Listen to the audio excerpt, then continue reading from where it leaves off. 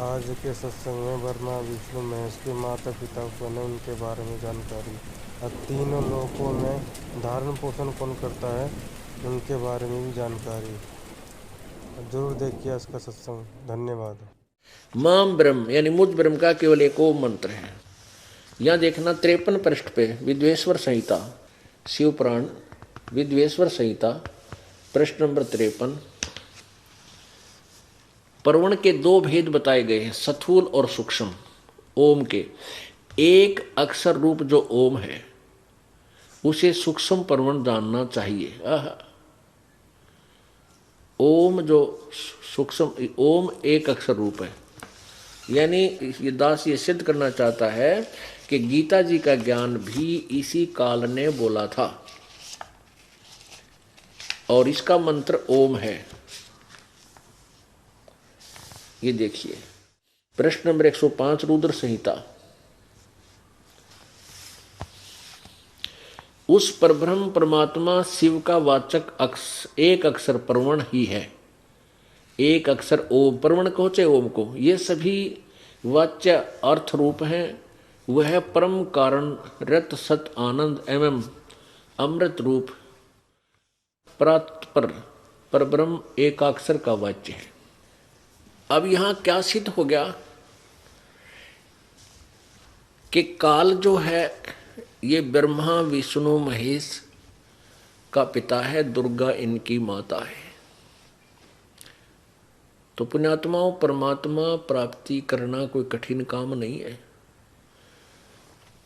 लेकिन ये हमारे हृदय में समा जाना कि ये भगवान नहीं है जिनको हम परमात्मा मानते थे।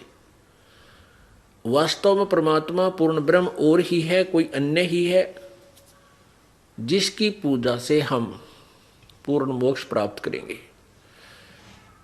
जैसे गीता जी अध्याय नंबर 15 के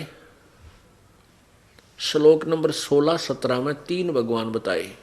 एक क्षर पुरुष, हम इसका डिफरेंस अच्छी तरह समझ। अक्षर अक्षर, क्षर अक्षर, यानी क्षर पुरुष और अक्षर पुरुष, ये दो भगवान प्रसिद्ध हैं और इनके लोकों में इन सभी भगवानों की क्षर पुरुष और अक्षर पुरुष, यानी ब्रह्म को क्षर पुरुष कहते हैं, परब्रह्म को अक्षर पुरुष कहते हैं। ये भी नाशवान है, क्षर पुरुष भी नाशवान है, ये ब्रह्म भी नाशवान है और अक्षर पुरुष भी नाशवान है। और इनके लोकों में जितने प्राणी हैं वो सभी नाशवान हैं। जीवात्मा तो किसी की भी नहीं मरती। अब गीता जी अध्याय नंबर 15 के श्लोक नंबर 17 में कहा है कि उत्तम पुरुष है तू अन्य, यानी जो वास्तव में सही भगवान है, श्रेष्ठ परमात्मा है, सही भगवान, उत्तम श्रेष्ठ पुरुषोत्तम, उत्तम पुरुष कहो चाहे पुरुषोत्तम कहो, भगवान उत्तम भगवान वो कोई और ही है। और वही वह परमात्मा इति उदाहरते, उत्तम पुरुष तो अन्य परमात्मा इति उदाहरते। यह लोक तरम आविश्य विभर्ति अवैश्वर, वही तीनों लोकों में प्रवेश करके सबका धारण पोषण करता है। वो अविनाशी, वास्तव अविनाशी भगवान है। जब तक हमें ये निर्णय नहीं होगा कि जिन भगवानों की को हम सर्वेश्वा मान रहे थे वो सर्वेश्वा नहीं है, उनकी साधना से हमारा जन्म और मृत्यु का रोग नहीं कट सकता, जन्म मृत्यु का समस्या समाधान नहीं हो सकता, क्योंकि ये स्वयं नाशवान है। ब्रह्मा विष्णु महेश भी नाशवान और ब्रह्म भी नाशवान। गीता जी अध्याय नंबर 4 के श्लोक नंबर 5 और 9 में गीता ज्ञानदाता ब्रह्म श्री कृष्ण जी में प्रवेश करके ये काल बोल रहा है जो ब्रह्मा विष्णु महेश का पिता है। ये कह रहा है कि तेरे और मेरे अर्जुन बहुत जन्म हो चुके हैं, तू नहीं जानता। अध्याय नंबर 4 के श्लोक 5 में और फिर 9 श्लोक में कहा है कि मेरे जन्म और कर्म अलौकिक है, दिव्य है। अपनात्मा स्पष्ट हो गया कि ये ब्रह्म भी नाशवान। गीता जी अध्याय नंबर 15 के श्लोक नंबर 16 में ये अक्षर पुरुष यानी परब्रह्म भी नाशवान, जो 7 शंख ब्रह्मांड का स्वामी है वो अक्षर पुरुष कहलाता है। और 21 ब्रह्मांड का स्वामी ये ब्रह्म है, ज्योति निरंजन है, सदाशिव कहो, महाशिव कहो, इसे महाविष्णु कहो, महा ब्रह्मा कहो।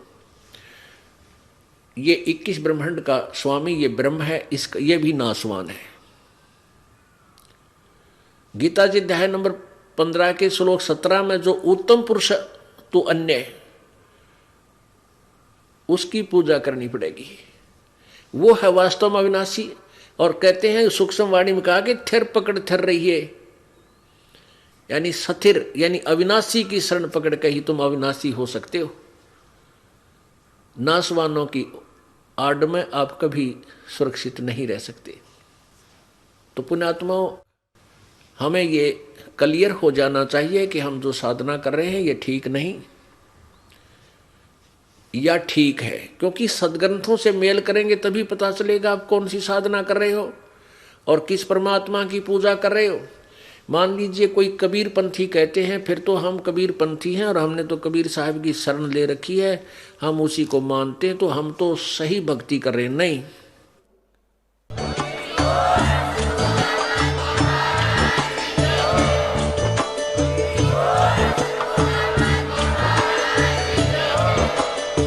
सुन रहे थे जगत गुरु तत्वदर्शी संत रामपाल जी महाराज जी के मंगल प्रवचन। अधिक जानकारी के लिए विजिट कीजिए हमारी वेबसाइट www.jagatgururampalji.org। संत रामपाल जी महाराज जी के शुभ आशीर्वाद से पूरे विश्व भर में 500 से भी ज्यादा नाम दीक्षा केंद्र हैं, जिन पर संत रामपाल जी महाराज जी द्वारा ऑनलाइन निशुल्क नाम दीक्षा दी जा रही है। अपने नजदीकी नाम दीक्षा केंद्र का पता करने के लिए संपर्क करें 8222880541।